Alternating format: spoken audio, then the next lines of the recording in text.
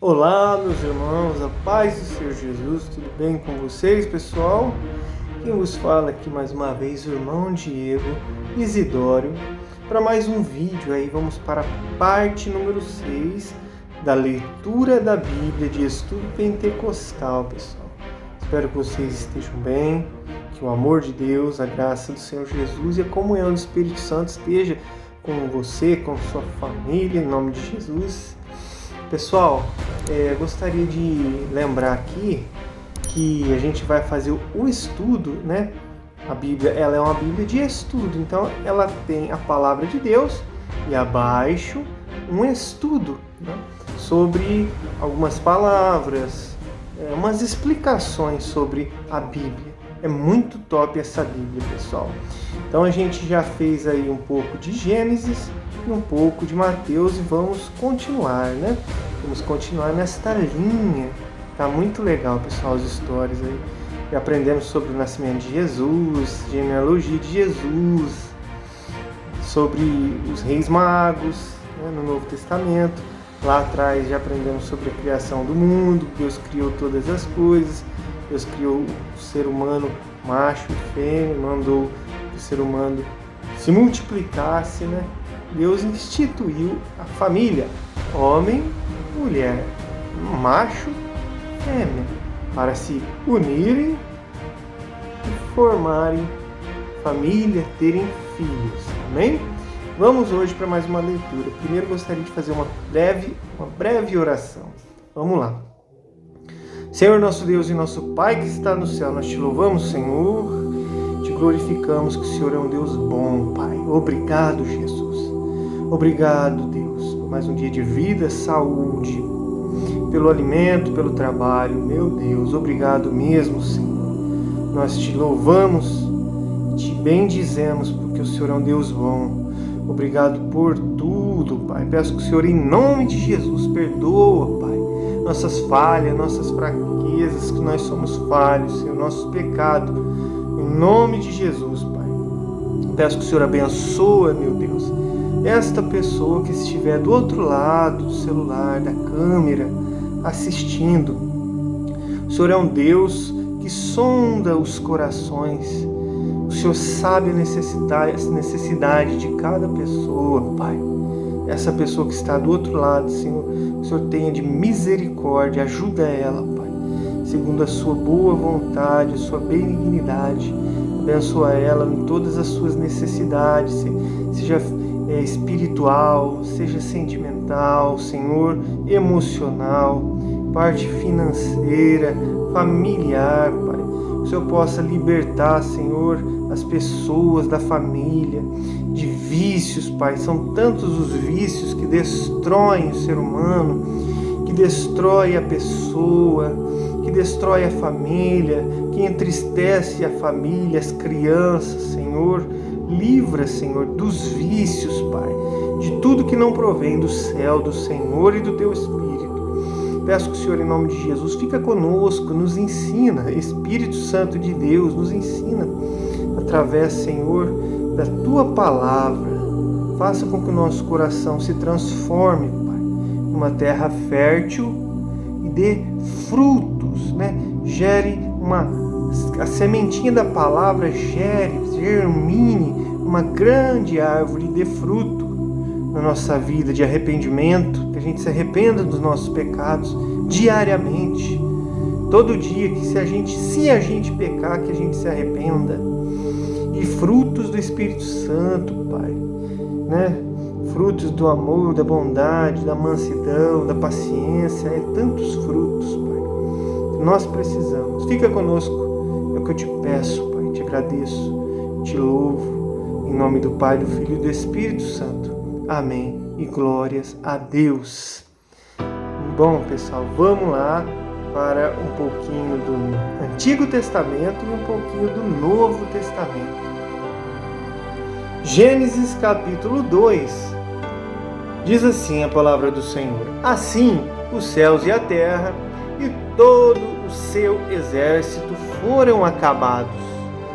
E havendo Deus acabado no dia sétimo a sua obra que tinha feito, descansou no sétimo dia de toda a sua obra que tinha feito.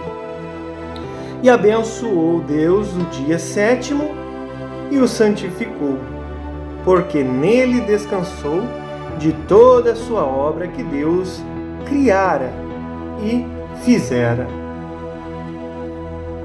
A formação do Jardim do Éden. Estas são as origens dos céus e da terra quando foram criados, no dia em que o Senhor Deus fez a terra e os céus. Toda planta do campo ainda não estava na terra, e toda a erva do campo ainda não brotava, porque ainda o Senhor Deus não tinha feito chover sobre a terra, e não havia homem para lavrar a terra. Um vapor, porém, subia da terra e regava toda a face da terra. E formou o Senhor Deus o homem do pó da terra e soprou em seus narizes o fôlego da vida, e o homem foi feito alma vivente. E plantou o Senhor Deus um jardim no Éden, da banda do Oriente, e pôs ali o homem que tinha formado. E o Senhor Deus fez brotar da terra toda a árvore agradável à vista e boa para a comida, e a árvore da vida no meio do jardim. E a árvore da vida no meio do jardim, e a árvore da ciência do bem e do mal. E saía um rio do Éden para regar o jardim, e dali se dividia e se tornava em 4 braços.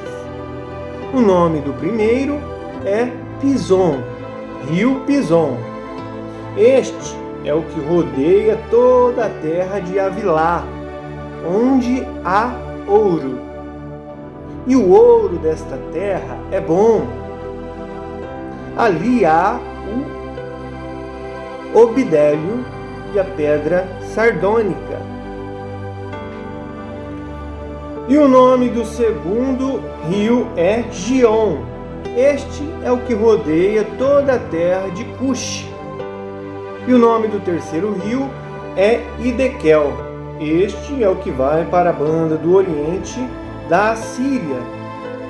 E o quarto rio é o Eufrates. E tomou o Senhor Deus o homem e o pôs no jardim do Éden para o lavrar e o guardar.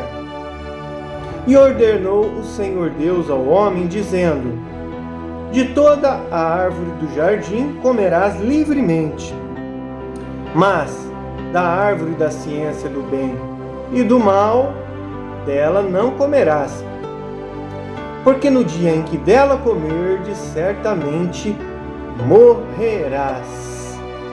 Amém e glória a Deus. Agora, irmãos, vamos ler aqui os ensinamentos e as explicações da Bíblia de estudo pentecostal. Sobre o termo quando Deus abençoou o dia sétimo. Deus abençoou o sétimo dia, que era o sábado, e o destinou tanto como dia sagrado e especial de repouso, como um memorial do término de todas as suas obras criadas. Deus posteriormente fez do sábado um dia de bênção para o seu povo fiel, como diz Êxodo 20, do 8 ao 11. Deus reservou-o para ser um dia de descanso, um dia de culto, um dia de adoração e um dia de comunhão com Ele, como diz Êxodo 16, 27, Êxodo 31, do 12 ao 17. Também Mateus 12, 1. Agora um outro termo aqui sobre as origens. Este segundo relato, que está ali no Gênesis 2, 4, 25, não contradiz o de Gênesis 1 e 1. Ele explica com maiores detalhes a criação do homem e da mulher, o meio ambiente deles e o seu período probatório. O capítulo 2 apresenta os detalhes por assuntos, ao passo que o capítulo 1 dá a ordem cronológica. Um outro ponto aqui é sobre a frase "O Senhor Deus". Novo nome de Deus aparece em Gênesis 2:4. Novo nome de Deus, que é Senhor, ou Yahvé, traduzido Javé, ou Jeová. Também lá no Gênesis 1:1, Elohim. Senhor é o nome genérico de Deus, que enfatiza sua grandeza e amor. Ver o estudo sobre a criação da página 31 aqui, que a gente já fez, na verdade, né? Um vídeo anteriormente. Ao passo que Elohim, que é um nome genérico de Deus. Ao passo que Senhor é o seu nome pessoal, pactual, através do qual ele se revela ao seu próprio povo como Senhor. Inerentes na revelação do nome de conserto de Deus está a sua amorável benignidade, seu empenho redentor para com a raça humana e sua pronta e fiel presença com seu povo. Esse nome pessoal aparece em situações nas quais ele é visto em relacionamento direto com seu povo ou com a natureza. Quando os termos Senhor Deus aparecem juntos, falam do Criador onipotente em concerto amoroso com a raça humana. Gênesis 9:25, Êxodo 6:6, Levítico 11:44, Isaías 53:1, Êxodo 3:14. O termo português Senhor, em referência a Deus, traduz duas palavras bíblicas no hebraico, Jeová e Adonai. Como ajuda ao leitor, os editores da Bíblia convencionam grafar o referido termo só com maiúsculas, Senhor em letra maiúscula, todo, para significar Jeová. E o mesmo termo Senhor em minúscula, só com S maiúsculo, e o restante minúsculo, Senhor, para significar Adonai. Deus como nosso Senhor, dono, amo e possuidor, Adonai. Vamos para um outro ponto aqui da palavra do Senhor, uma outra explicação sobre o termo alma vivente. A outorga da vida aos seres humanos, é descrita como o resultado de um ato especial de Deus para distingui-la da criação de todos os demais seres vivos. Deus comunicou de modo específico a vida e o fôlego ao primeiro homem, e assim evidenciou que a vida humana está num nível acima de todas as outras formas de vida e que pertence a uma categoria à parte. E há uma relação ímpar entre a vida divina e a vida humana. Gênesis 1:26-27. Deus é a fonte suprema da vida humana. Um outro ponto aqui sobre a frase um jardim no Éden ao Oriente. O jardim estava localizado perto da planície aluvial do rio Tigre, aqui chamado de Hidekel, e também do rio Eufrates. Alguns acreditam que estava localizado na região correspondente ao atual sul do Iraque.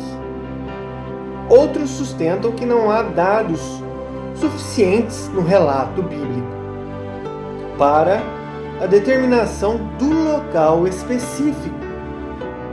Vamos agora falar sobre a árvore da vida. A árvore da vida. Duas árvores do jardim, né? Duas árvores do jardim do Éden tinham importância especial. Primeiro, a árvore da vida provavelmente tinha por fim impedir a morte física e relacionada com a vida perpétua. O povo de Deus terá acesso à árvore da vida no novo céu e na nova terra, como diz Apocalipse 2 e 7, Apocalipse 22 e 2. Segundo ponto aqui, a outra árvore, que é a árvore da ciência do bem e do mal. Essa árvore da ciência do bem e do mal tinha a finalidade de testar a fé de Adão e a sua obediência a Deus e a sua palavra. Versículo 16. Deus criou o ser humano como ente moral capaz de optar livremente por amar e obedecer ao seu Criador ou por desobedecer-lhe e rebelar-se contra a sua vontade. Vamos para um outro ponto da palavra do Senhor quando diz assim, e pôs no jardim do Éden. Nesse tempo, Adão, o primeiro homem, era santo, livre do pecado e vivendo em perfeita comunhão com Deus. Ele era o primor da criação de Deus e foi-lhe dada a responsabilidade de trabalhar sobre as diretrizes de Deus no cuidado da sua criação. Esse relacionamento harmônico entre Deus e a raça humana findou por causa da desobediência de Adão e Eva. Como diz Gênesis 3, 6, 14, Isaías 43, 27, Romanos 5, 12. Vamos agora para um outro ponto, uma outra frase, uma outra explicação sobre a frase que diz assim, e ordenou o Senhor Deus ao homem. Desde o marco inicial da história, a raça humana tem estado vinculada a Deus mediante na sua palavra e obediência à mesma, como a verdade absoluta. Vamos para alguns pontos aqui, 3 pontos. Primeiro, a vida por meio da fé e obediência foi o princípio regedor da comunhão que Adão tinha com Deus no Éden. Adão foi advertido de que morreria se transgredisse a vontade de Deus e comesse da árvore da ciência do bem e do mal. Este risco de morte tinha de ser aceito por fé, tendo por base aquilo que Deus dissera, posto que Adão ainda não tinha presenciado a morte humana. Segundo ponto aqui, o mandamento de Deus a Adão foi um teste moral. Deus testou Adão. Esse mandamento significou para Adão uma escolha consciente e deliberada de crer e obedecer, ou de descrer e desobedecer à vontade do seu Criador. Terceiro ponto. Enquanto Adão cresce na palavra de Deus enquanto Adão cresce, acreditasse na palavra de Deus e a obedecesse, viveria para sempre e em maravilhosa comunhão com Deus. Mais para frente iremos ver um estudo sobre fé e graça lá na página 1704. Um estudo que tem aqui sobre fé e graça. Mas se Adão pecasse desobedecesse, colheria a ruína moral e a ceifa da morte. Amém. E glórias a Deus. Muito bem, meus irmãos. Palavra abençoada, né? Para a gente relembrar que a gente também, como filhos de Deus, como criaturas de Deus, nos tornamos filhos de Deus, né? Através de Jesus, Deus nos adotou, né? A Bíblia fala que Jesus é o primogênito dos filhos, primeiro dos filhos de Deus. Nós somos adotados pela fé em Cristo, né? Deixamos de ser criaturas de Deus e passamos a ser filhos de Deus. Através da fé em Jesus e a obediência a Jesus e a Deus, né? Assim como Adão, né? Quem é filho precisa obedecer, não é verdade? Amém. Agora a gente vai viajar no tempo. Vamos lá para o Evangelho de Mateus, meditar um pouquinho mais sobre Jesus. Vamos lá? Muito bem, pessoal. Chegamos aqui em Mateus. Vamos começar aqui a ler em Mateus, capítulo 2, versículo 13, que vai falar sobre a fuga para o Egito, a matança dos inocentes. Diz assim a palavra de Deus. E tendo-se eles, retirado, eis que o anjo do Senhor apareceu a José em sonhos e disse: levanta-te e toma o menino e sua mãe e foge para o Egito e demora-te lá, até que eu te diga, porque Herodes há de procurar o menino para o matar. E levantando-se ele, tomou o menino e sua mãe de noite e foi para o Egito. E esteve lá até a morte de Herodes, para que se cumprisse o que foi dito da parte do Senhor pelo profeta, que diz: do Egito chamei o meu filho. Então Herodes, vendo que tinha sido iludido pelos magos, irritou-se muito e mandou matar todos os meninos que havia em Belém, em todos os seus contornos, de 2 anos para baixo, segundo o tempo que diligentemente inquirira dos magos. Então se cumpriu o que foi dito pelo profeta Jeremias, que diz: em Ramá se ouviu uma voz, lamentação, choro e grande prantos. Era Raquel chorando seus filhos e não querendo ser consolada, porque já não existiam. A volta do Egito. Outro ponto aqui, a volta do Egito.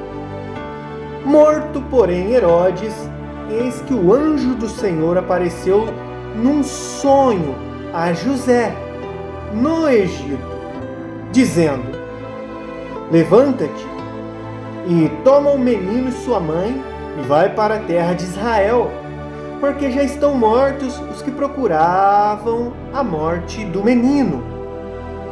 Então se levantou e tomou o menino e sua mãe e foi para a terra de Israel.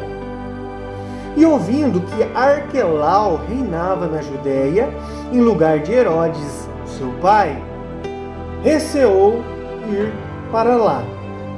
Mas, avisado em sonhos por divina revelação, foi para as regiões da Galiléia. E chegou e habitou numa cidade chamada Nazaré, para que se cumprisse o que fora dito pelos profetas: ele será chamado Nazareno. Amém, glória a Deus. Vamos agora para Mateus capítulo 3. Mateus capítulo 3, sobre João Batista. E naqueles dias apareceu João Batista pregando no deserto da Judéia e dizendo: arrependei-vos, porque é chegado o reino dos céus.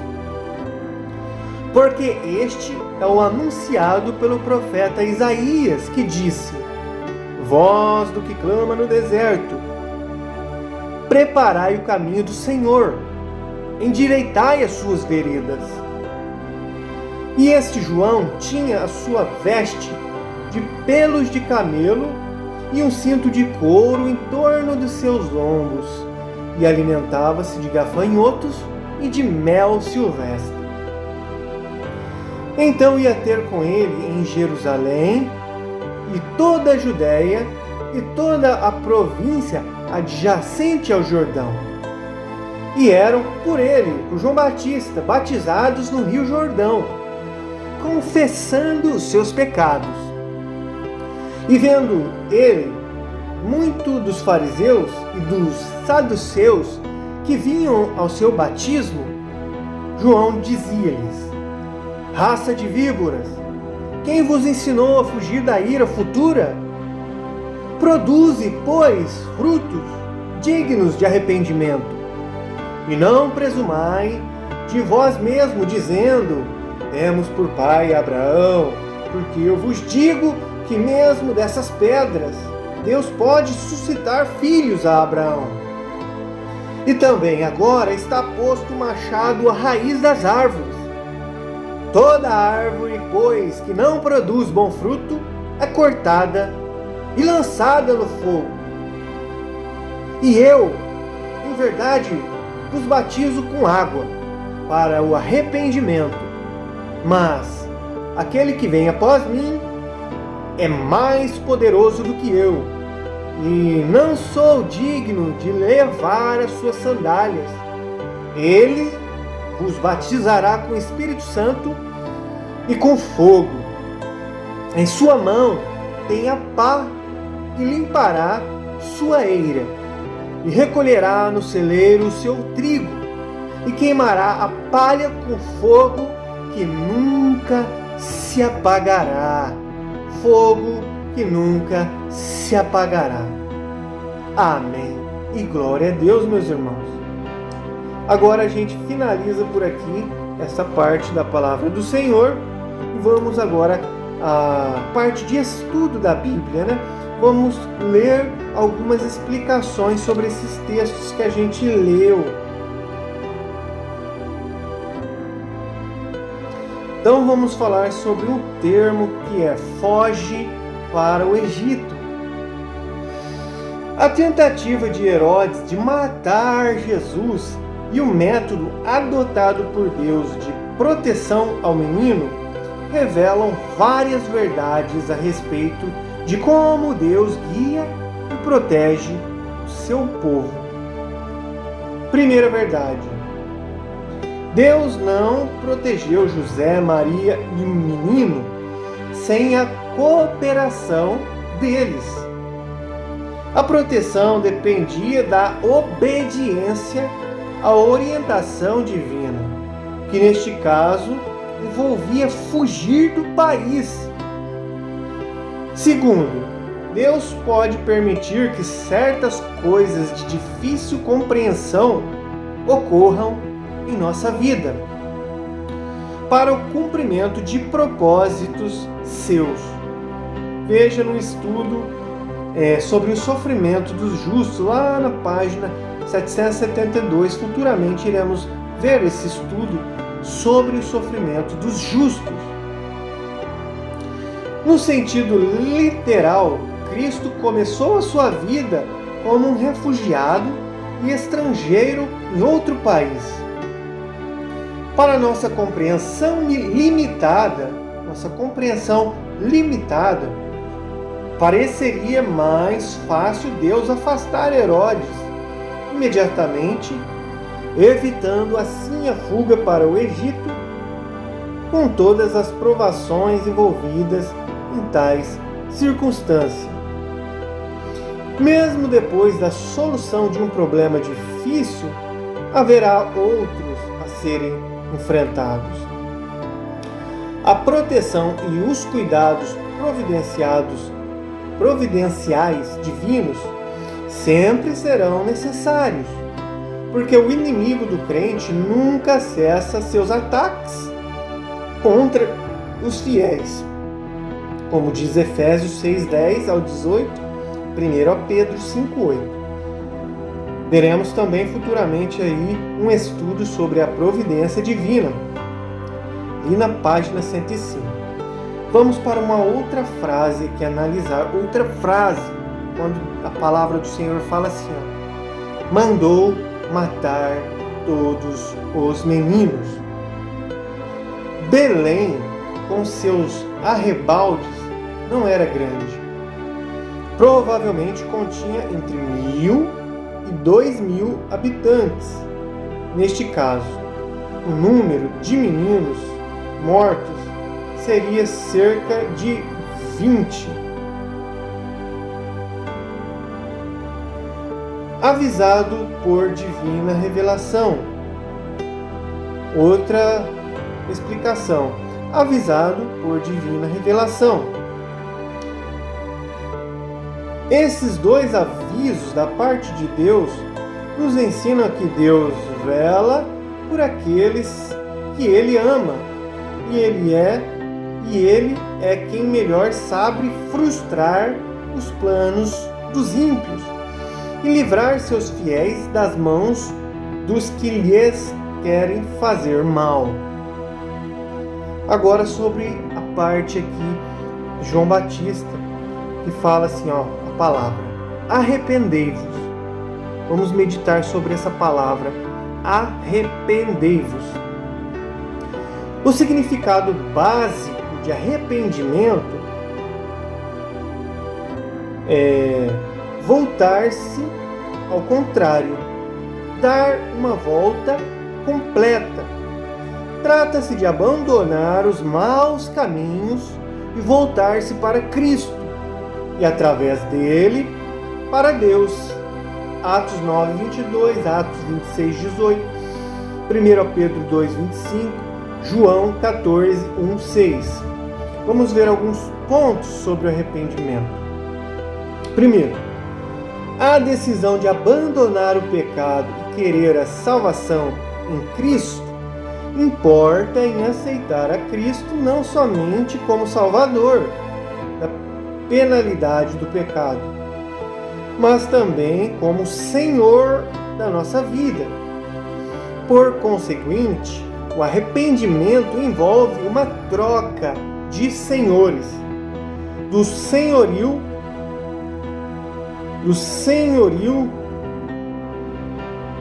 de Satanás, né?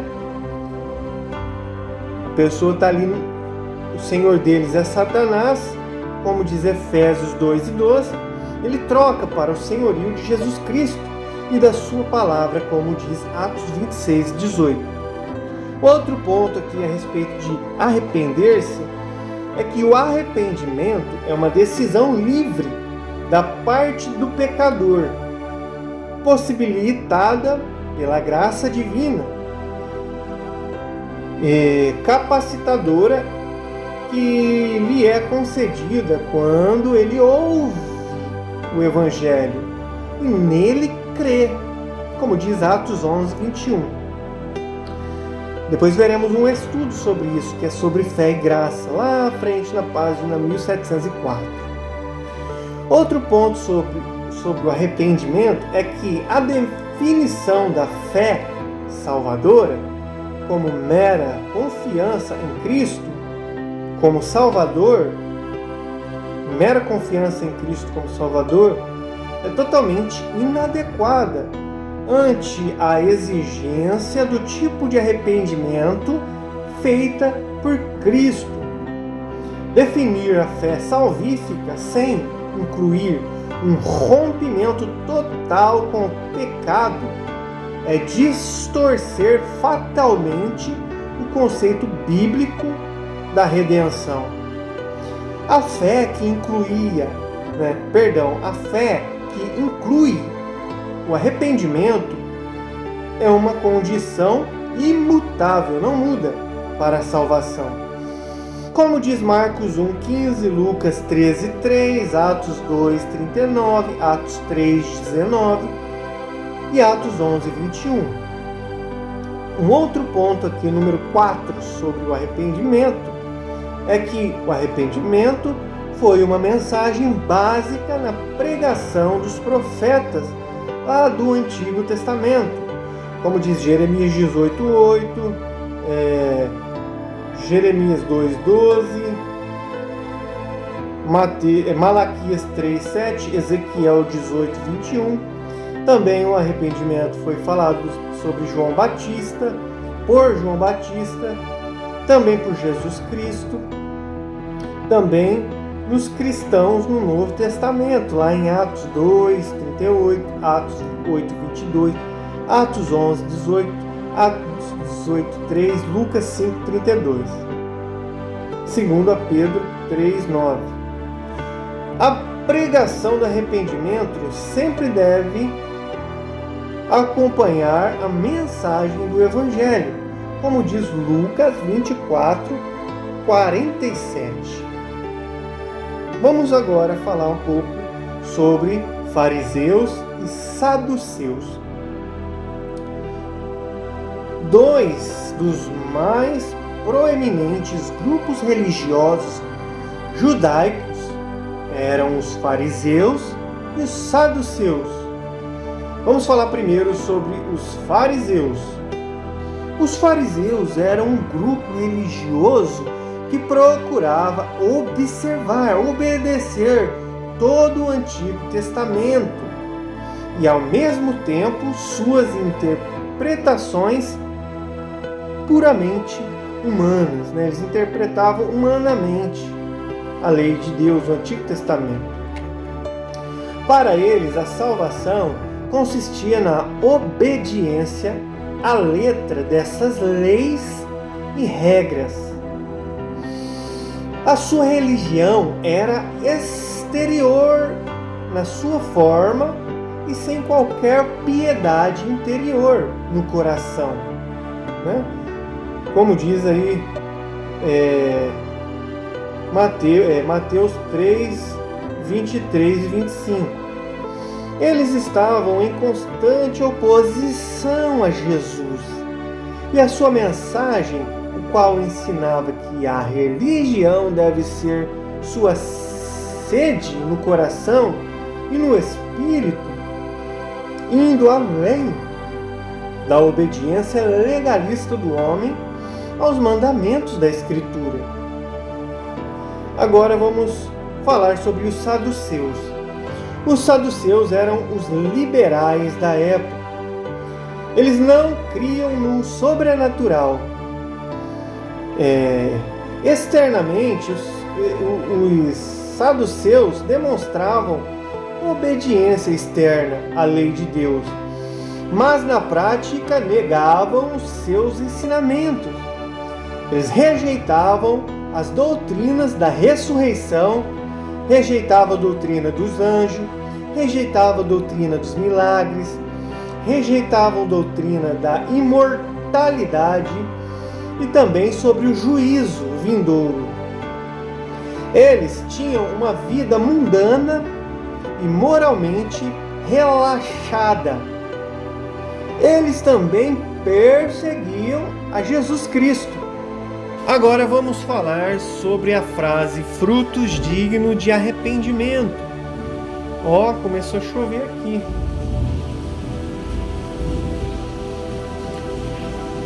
O arrependimento genuíno será acompanhado pelo fruto da justiça, como diz Mateus 3:23 e 23, Lucas 3:10, Atos 26:20. A verdadeira fé salvífica e a conversão devem evidenciar-se por meio de vidas que deixam o pecado e dão frutos agradáveis a Deus, como diz João capítulo 15:16. Aqueles que dizem crer em Jesus Cristo e ser filho de Deus, mas cuja vida não produz bons frutos, serão como árvores que são cortadas e lançadas ao fogo.